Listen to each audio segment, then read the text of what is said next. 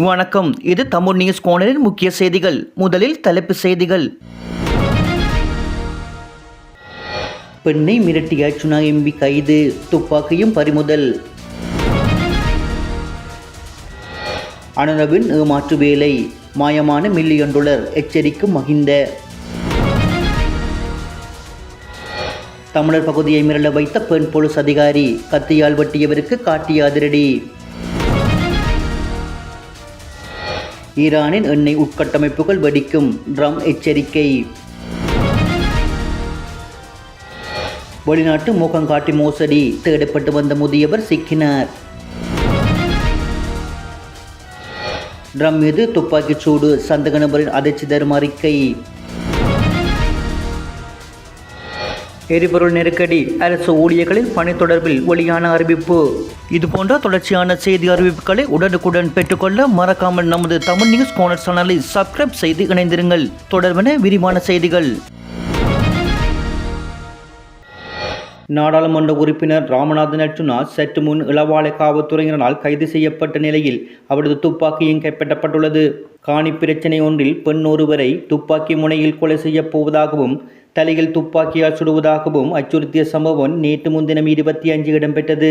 அது குறித்தான காணொளி சர்ச்சையாகிய நிலையில் இன்றைய தினம் 27 வாக்குமூலம் வழங்குவதற்காக இளவாலை காவல் நிலையத்துக்கு சென்றுள்ளார். இந்த நிலையில் வாக்குமூலம் பெறப்பட்ட பின்னர் காவல்துறையினரால் கைது செய்யப்பட்டுள்ளதுடன் அவரது துப்பாக்கியும் காவல்துறையினரால் கைப்பற்றப்பட்டுள்ளது. இதனையடுத்து அவரை மெல்லக நீதிமன்றத்தில் முற்படுத்துவதற்கான நடவடிக்கைகளை காவல்துறையினர் மேற்கொண்டு வருகின்றமை குறிப்பிடத்தக்கது. திரைச்சேரியிலிருந்து $2.5 பணம் ஹைக்கர்ஸ் கைகளுக்கு எவ்வாறு சென்றது என்பது கண்டறிய வேண்டும் என முன்னாள் ஜனாதிபதி மஹிந்த ராஜபக்ச வேண்டுகோள் விடுத்துள்ளார். இலங்கை அரசாங்கம் வெளிநாட்டு கடன் தவணையாக செலுத்திய $2.5 பணம் ஹைக்கர்ஸ் கைக்கு சென்ற சம்பவம் நாடு முழுவதும் பெரும் அதிர்வலைகளை ஏற்படுத்தியுள்ளது. இந்த நிலையில் திரைச்சேரியிலிருந்து பணம் மாயமான விவகாரம் தொடர்பில் கருத்து தெரிவித்த போதே மஹிந்த ராஜபக்ச இவ்வாறு குறிப்பிட்டுள்ளார். அவர் மேலும் கருத்து தெரிவிக்கையில், சிலர் இந்த தொகை சிறிய தொகை என கூறி வருவதாகவும் தொகை சிறிதோ பெரிதோ இவ்வாறான சம்பவங்கள் மீள இடம்பெறுவதனை தடுக்கவும் பாரிய மோசடிகளை தவிர்ப்பதற்கும் உரிய விசாரணைகள் அவசியமானது. ஹைக்கர்ஸ் கைகளுக்கு சென்ற பணத்தை மீள பெற்றுக்கொள்ள முடியும் என நினைப்பதே ஏமாற்று வேலை என மஹிந்த குறிப்பிட்டுள்ளார். பாரிய மோசடிகள் இடம்பெற்றதன் பின்னர் பிரச்சனையை மூடி மறைப்பதற்கு சில ஊகங்களை வெளியிட்டு வருவதாக தெரிவித்தார். குற்றச்செயலில் ஈடுபட்ட நபர் பிடிபட்டால் பணம் செலவழிந்து விட்டது என கூறுவார் எனவும் அதற்கு முன்னர் குற்றவாளிகளை பிடிக்க வேண்டும் எனவும் முன்னாள் ஜனாதிபதி மஹிந்த ராஜபக்ச தெரிவித்துள்ளார். அம்பாறை திருக்கோவிலில் மோட்டார் சைக்கிளில் பயணித்த பெண் போலீஸ் அதிகாரி மீது சாணம் வீசி கத்தியால் வெட்டி தாக்கிய குற்றச்சாட்டில் கைது செய்யப்பட்ட இளைஞனை எதிர்வரும் மே மாதம் 8ஆம் தேதி வரை 14 நாட்கள் விளக்கமறியல் வைக்குமாறு அக்கரைப்பற்று நீதிவான் நீதிமன்றம் சனிக்கிழமை 25 உத்தரவிட்டது. கள்ளியந்தீவு பகுதியைச் சேர்ந்த மது போதைக்கு அடிமையான 30 வயதுடைய இளைஞன் ஒருவரே இவ்வாறு விளக்கமறியலில் வைக்கப்பட்டுள்ளார். திருக்கோவில் போலீஸ் நிலையத்தின் பெண்கள் பிரிவுக்கு பொறுப்பாக கடமையாற்றி வரும் அதிகாரி கடந்த வெள்ளிக்கிழமை 24 பிற்பகல் 3 மணியளவில் மதிய உணவுக்காக வீட்டுக்கு சென்றுவிட்டு மீண்டும் போலீஸ் நிலையம் நோக்கி மோட்டார் சைக்கிளில் திரும்பிக் கொண்டிருந்தார்.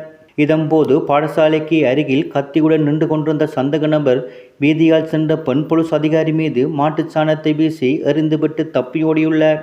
இது குறித்து அந்த அதிகாரி தனது மேலதிகாரிக்கு உடனடியாக தகவல் வழங்கியுள்ளார். பின்னர் கொடுத்த நபரை பெண் போலீஸ் அதிகாரி பின்தொடர்ந்து சென்றபோது மாணிக்க பிள்ளையார் ஆலயத்துக்கு அருகில் அவர் கத்தியை சுழற்றி அச்சுறுத்தியுள்ளார். அவரிடமிருந்து கத்தியை பறிக்க முற்பட்ட போது அதிகாரி மீது கத்தி குத்து தாக்குதல் நடத்தப்பட்டுள்ளது. இதில் காயமடைந்ததுடன் சீருடையும் சேதமடைந்த போதிலும் துணிச்சலாக செய்யப்பட்ட அந்த அதிகாரி சந்தக நபரை மடக்கி பிடித்துள்ளார். கைது செய்யப்பட்ட நபர் மது போதைக்கு அடிமையானவர் என்பதால் அவரை புனர்வாழ்வு நிலையத்துக்கு அனுப்ப நடவடிக்கை எடுக்கப்பட்டுள்ளது. இதன் காரணமாக குறித்த பெண் போலீஸ் அதிகாரி மீது கோபமடைந்த அந்த இளைஞன் அண்மையில் அவர் வீதியால் செல்லும் போது வைத்தியசாலைக்கு அருகில் வைத்து செருப்பால் எறிந்துள்ளார். அத்துடன் அந்த அதிகாரியின் வீட்டின் மீதும் அவ்வப்போது கல்வீச்சு தாக்குதல்களை மேற்கொண்டு வந்துள்ளமை போலீசாரின் ஆரம்பகட்ட விசாரணைகளில் தெரியவந்துள்ளது. போர் நிறுத்த பேச்சுவார்த்தை நடத்துவதற்காக ஈரான் தலைமையகங்களை அணுகலாம் என ட்ரம்ப் கூறியுள்ளார். அமைதி ஒப்பந்தத்தை ஏற்கும்படி அழுத்தம் கொடுக்கும் நோக்கில் அமெரிக்கா அனைத்து ஈரான் துறைமுகங்களையும் முற்றுகையிட்டுள்ளது. இதனால் மத்திய கிழக்கில் பதட்டம் தொடர்ந்து நீடிக்கிறது. இந்நிலையில் செய்தியாளர் சந்திப்பில் ட்ரம்ப் கூறியதாவது, ஈரானின் எண்ணெய் உட்கட்டமைப்புகள் 3 நாட்களுக்குள் வெடித்து சிதறக்கூடும். ஈரானில் எண்ணெய் குழாய்கள் ஏதேனும் ஒரு காரணத்தால் மூடப்பட்டால் அந்த குழாய் வெடித்துவிடும். எண்ணெய் குழாய்களிலிருந்து கொள்கலங்களிலோ அல்லது கப்பலிலோ நிரப்ப முடியாது. வெடித்து சிதறினால் அதனை முன்பிருந்தது போல மீண்டும் கட்டியெழுப்ப முடியாது. இது மிகவும் சக்தி வாய்ந்த விளைவுகளுக்கு வழிவகுக்கும். போர் நிறுத்த பேச்சுவார்த்தை நடத்துவதற்காக ஈரான் தலைமை என்னை அணுகலாம். அவர்கள் பேச விரும்பினால் எங்களிடம் வரலாம், எங்களை அழைக்கலாம். உங்களுக்கு தெரியும், தொலைபேசி வசதி உள்ளது. எங்களிடம் நல்ல பாதுகாப்பான இணைப்பு வசதிகள் இருக்கின்றன என்றும் அவர் கூறியுள்ளார். வெளிநாட்டு வேலைவாய்ப்பு மோசடிகளுடன் தொடர்புடைய பிரதான சந்தக நபர் ஒருவர் ஜாகல காவல்துறையினால் மேற்கொள்ளப்பட்ட விசேட சோதனை நடவடிக்கையின் போது கைது செய்யப்பட்டுள்ளார். கம்பக பெரும் மகர பகுதியில் வைத்தே இந்த சந்தக நபர் இவ்வாறு கைது செய்யப்பட்டுள்ளதாக தெரிவிக்கப்படுகிறது. கம்பகா பகுதியைச் சேர்ந்த 60 வயதுடைய இந்த சந்தக நபர் பலருக்கு வெளிநாட்டு வேலைவாய்ப்புகளை பெற்றுத் தருவதாக கூறி பணம் பெற்று ஏமாற்றியுள்ளதாக காவல்துறையினர் தெரிவித்துள்ளனர். அத்துடன் மாறுவில நீதவான் நீதிமன்றினால் வழங்கப்பட்ட பல திறந்த பிடியாணைகளின் கீழ் இவர் தேடப்பட்டு வந்தவர் என்றும் கூறப்படுகின்றது. இதேவேளை கைது செய்யப்பட்ட போது அவரிடமிருந்து போலியான தேசிய அடையாள அட்டை மற்றும் போலி ஓட்டுநர் உரிமம் என்பன கைப்பற்றப்பட்டுள்ளது. இந்த நிலையில் காவல்துறையினர் பிடியிலிருந்து தப்பிப்பதற்காகவும் தனது மோசடி திட்டங்களை தொடர்வதற்காகவும் அவர் இவ்வாறு போலியான ஆவணங்களை தயாரித்து வைத்துள்ளமை விசாரணைகளில் கண்டறியப்பட்டுள்ளது. ஜாகல காவல்துறையினர் இது தொடர்பான மேலதிக விசாரணைகளை முன்னெடுத்து வருகின்றனர். அமெரிக்கா வாஷிங்டன் கில்டன் விருந்தகத்தில் வெள்ளை மாளிகை செய்தியாளர் சங்கத்தின் இரவு விருந்து நடைபெற்ற போது ஜனாதிபதி டொனால்ட் ட்ரம்ப் மற்றும் சுமார் 2500 விருந்தினர்கள் உள்ளே இருந்த நிலையில் கலிபோர்னியாவைச் சேர்ந்த நபரொருவர் துப்பாக்கிச்சூடு நடத்திய சம்பவம் அதிர்ச்சியை ஏற்படுத்தியிருந்தது. சம்பவத்தில் கைது செய்யப்பட்ட 31 வயதான கோல் தோமஸ் அலன் என்ற இந்த சந்தக நபர் தாக்குதலுக்கு 10 நிமிடங்களுக்கு முன்னதாக தனது குடும்பத்தினருக்கு அனுப்பிய எதிர்ப்பு அறிக்கை தற்போது விசாரணையில் பல உண்மைகளை வெளிப்படுத்தியுள்ளது. தன்னை ஒரு நட்பான பிரெடர் கொலையாளி என அந்த அறிக்கையில் குறிப்பிட்டிருந்த அலன் தனது முக்கிய இலக்கு ட்ரம்ப் நிர்வாகத்தின் உயர் அதிகாரிகள் என்று பட்டியலிட்டுள்ளார். எனினும் FBI பணிப்பாளர் காஸ்ட் படேலை மட்டும் அவர் தனது இலக்கு பட்டியலிலிருந்து தவிர்த்துள்ளார். இந்த நாட்டில் ஒரு பாலியல் குற்றவாளி மற்றும் துரோகியின் பேச்சை கேட்க வந்த அனைவரும் இந்த குற்றங்களுக்கு உடந்தையானவர்களே என்று அவர் தனது அறிக்கையில் கடுமையாக சாடியுள்ளார். மற்றவர்களுக்கு துன்பம் விளைவிக்கும் போது அமைதியாக இருப்பது கிறிஸ்தவ பண்பு அல்ல, அது குற்றத்திற்கு துணை போவதற்கும் என்றும் அவர் தனது செயலை நியாயப்படுத்தியுள்ளார். பாதுகாப்பு பிரிவினரின் மெத்தன போக்கு அந்த அறிக்கையில் பகிரங்கமாக விமர்சித்துள்ள அவர் தான் பல ஆயுதங்களுடன் விருந்தகத்துக்குள் நுழைந்தும் எவரும் தன்னை சோதனையிடவில்லை என்று குறிப்பிட்டுள்ளார். பாதுகாப்பு பிரிவினர் அனைவரும் வெளியில் வரும் விருந்தினர்கள் மற்றும் போராட்டக்காரர்கள் மீது மட்டுமே கவனம் செலுத்துகிறார்கள். முந்தைய நாளே விடுதியில் அறை எடுத்து தங்கியிருக்கும் ஒருவரை பற்றி எவரும் யோசிக்கவில்லை. இந்த அளவிலான திறமையின்மை மிகவும் முட்டாள்தனமானது என்று அவர் எழுதியுள்ளார். தாக்குதலுக்கு முன்னதாக இந்த அறிக்கையை பெற்ற அலனின் சகோதரர் உடனடியாக காவல்துறையினருக்கு தகவல் வழங்கியுள்ளார். இதனைத் தொடர்ந்து ட்ரம்ப் அமர்ந்திருந்த மண்டபத்தை அவர் நெருங்குவதற்கு முன்னதாகவே பாதுகாப்பு படையினர் அவரை சுற்றி வளைத்து கைது செய்தனர். அதேவேளை அலனின் சகோதரி அளித்துள்ள வாக்குமூலத்தில் தனது சகோதரருக்கு நீண்ட காலமாகவே அரசியல் ரீதியான தீவிரவாத கருத்துக்கள் இருப்பதாகவும் உலக பிரச்சனைகளை தீர்க்க ஏதாவது செய்யப்போவதாகவும் அவர் கூறி வந்ததாகவும் தெரிவிக்கப்படுகின்றது.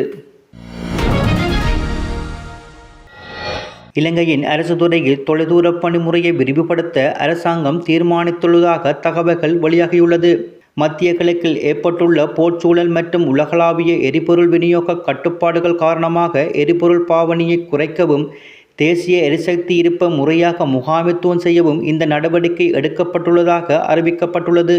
பிரதமர் தலைமையிலான பொதுச் சேவைகள் பராமரிப்புக்கான அமைச்சரவை குழுவின் அறிவுறுத்தலின் பேரில் டிஜிட்டல் பொருளாதார அமைச்சு மற்றும் பொது நிர்வாக அமைச்சு இணைந்து இதற்கான இடைக்கால வழிகாட்டுகளை வெளியிட்டுள்ளன. 2006ஆம் ஆண்டின் 19ஆம் இலக்க இலத்திரனியல் பரிமாற்ற சட்டத்தின் கீழ் ஸ்கேன் செய்யப்பட்ட கையொப்பங்கள், டிஜிட்டல் கையொப்பங்கள் மற்றும் உத்தியோகபூர்வ மின்னஞ்சல் பரிமாற்றங்கள் சட்டபூர்வமாக செல்லுபடியாகும் என தெரிவிக்கப்பட்டுள்ளது. உத்தியோகபூர்வ சந்திப்புகளுக்கு முதன்மையாக meet.gov.lk தளத்தை பயன்படுத்துமாறு பரிந்துரைக்கப்பட்டுள்ளது. பொதுவாக நிர்வாக மாகாண சபைகள் மற்றும் உள்ளூராட்சி அமைச்சினால் 2026 இலக்கத்தை கொண்ட சுற்றறிக்கை கடந்த ஏப்ரல் 23ஆம் தேதி வெளியிடப்பட்டுள்ளது. அனைத்து அமைச்சின் செயலாளர்கள், மாகாண தலைமைச் செயலாளர்கள் மற்றும் திணைக்கள தலைவர்கள் இந்த புதிய வழிகாட்டுகளை நடைமுறைப்படுத்துமாறு கேட்டுக்கொள்ளப்பட்டுள்ளனர். அத்துடன் அரசு ஊழியர்களின் டிஜிட்டல் திறன்களை மேம்படுத்துமாறும் தரவு பாதுகாப்பு தொடர்பில் மிகுந்த அவதானத்துடன் செயற்படுமாறும் அறிவுறுத்தப்பட்டுள்ளது. 3 மொழிகளிலும் உள்ள விரிவான வழிகாட்டல்களை டிஜிட்டல் பொருளாதார அமைச்சின் உத்தியோகபூர்வ இணையதளத்தில் பெற்றுக்கொள்ள முடியும் என சுட்டிக்காட்டப்பட்டுள்ளது. அரசாங்கத்தின் முன்னுரிமை திட்டமான டிஜிட்டல் பொருளாதார வரைபடத்தின் ஒரு அங்கமாக பொதுச் சேவையை தடங்கலின்றி முன்னெடுப்பதே இதன் நோக்கமாகும் என அரசாங்கம் சுட்டிக்காட்டியுள்ளமை குறிப்பிடத்தக்கது. இனி மீண்டும் தலைப்புச் செய்திகள். பெண்ணை மிரட்டிய சுனா எம்பி கைது, துப்பாக்கியும் பறிமுதல். அனுரவின் ஏமாற்று வேலை, மாயமான $1 மில்லியன் எச்சரிக்கும் மஹிந்த. தமிழர் பகுதியை மிரள வைத்த பெண் போலீஸ் அதிகாரி, கத்தியால் வெட்டியவருக்கு காட்டிய அதிரடி. ஈரானின் எண்ணெய் உட்கட்டமைப்புகள் வெடிக்கும், ட்ரம்ப் எச்சரிக்கை. வெளிநாட்டு முகங்காட்டி மோசடி, தேடப்பட்டு வந்த முதியவர் சிக்கினார். ட்ரம்ப் மீது துப்பாக்கிச் சூடு, சந்தேக நபரின் அதிர்ச்சி தரும் அறிக்கை. எரிபொருள் நெருக்கடி, அரசு ஊழியர்களின் பணி தொடர்பில் வெளியான அறிவிப்பு. இத்துடன் தமிழ் நியூஸ் கோணல் செய்திகள் நிறைவு பெற்றன. இதுபோன்ற தொடர்ச்சியான செய்தி அறிவிப்புகளை உடனுக்குடன் பெற்றுக்கொள்ள மறக்காமல் நமது தமிழ் நியூஸ் கோணல் சேனலை சப்ஸ்கிரைப் செய்து இணைந்திருங்கள். நன்றி.